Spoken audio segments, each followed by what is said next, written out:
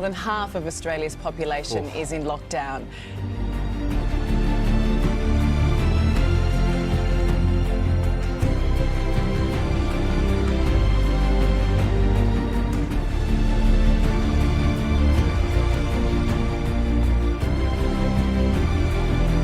It's been on the record for some time that 80% gives us much greater freedoms than we're seeing during the pandemic.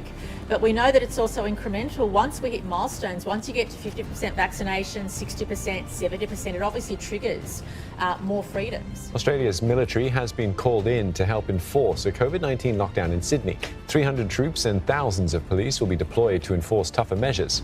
Yeah, I mean, for Sydney, this is a new stage in this pandemic, prompting the army to be called in, for restrictions to be tightened and for fines to increase. For certain hotspot areas, people aren't allowed to leave a 5-kilometre radius. They have to wear a mask, even outdoors, or face a $500 fine. And people aren't allowed to visit households. That's citywide. And authorities will be knocking on doors to check. You need to make sure you wear a mask now at all times. So if you step foot outside your household, you need to wear a mask at all times. It doesn't matter where it is. Secondly, if you live in a local government area of concern, from midnight tomorrow, you can only move within a 5-kilometre radius of your home.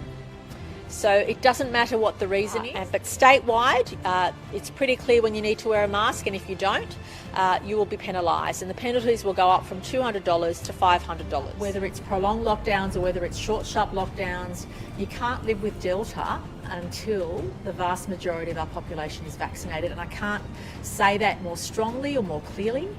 The challenge for us is to get as many people vaccinated in August as possible, so that by the time August 28 comes around, we have a number of options before us as to how we can ease restrictions, and I want to make that very clear. We know the health advice says that the vaccines are both very safe, both very effective.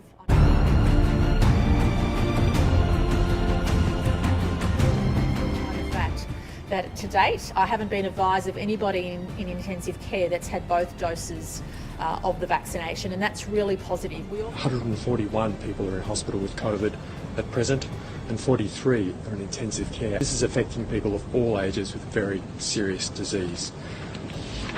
All but one are vaccinated. One person has just received one dose of vaccine. I cannot believe this shit. What, in your view, is a realistic timeline for the opening of Australia's borders?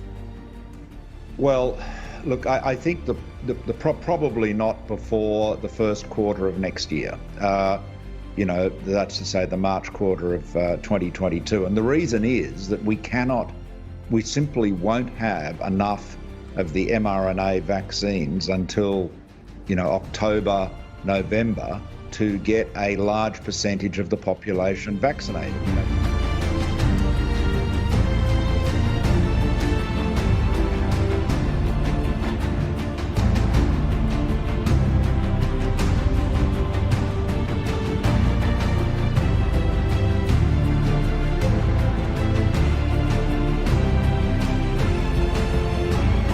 Today is the first full day of the New World Order. Outdoor gatherings are limited to 2 people. Exercise is allowed, but no further than a 10-kilometre radius from your home. Browsing in shops is not permitted. Only 1 person per household may leave to do essential shopping. And from tomorrow, funerals are limited to 10 people. This is a world pandemic. It's a 1 in 100-year event. So you can expect that we will have transmission from time to time, and that's just the way it is. We've got to accept that this is the New World Order. I want to be straight with you. There will be no return to the old normal for the foreseeable future. I repeat, there will be no return to the old normal for the foreseeable future. So people assume we are just going back to the good old world which we had, and everything will be normal again in how we are used to normal, in the old fashion. This is, let's say, fiction. It will not happen. A vaccine on its own will not end the pandemic. Surveillance will need to continue. People will still need to be tested, isolated, and cared for. Contacts will still need to be traced and quarantined. Communities will still need to be engaged. It is a big idea, a new world order. We can find meaning and reward by serving some higher purpose than ourselves. A shining purpose, the illumination of 1,000 points of light. It's no longer a theory. What I'm about to say is fact. The secret organizations of the world power elite are no longer secret. They have planned and are now leading us into a one-world communist government. This is terrorism of the most worst kind, brought on you by our own government. To lead in shaping a new world order for the 21st century. Well, we're all responsible for our own health. And when it comes to informed consent and giving consent to whatever treatment or procedure you may have or I may have, then I'm ultimately responsible for what people do in their health treatment to me.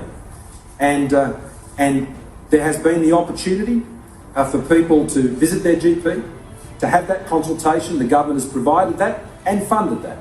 And the informed consent process provides the decision to the individual.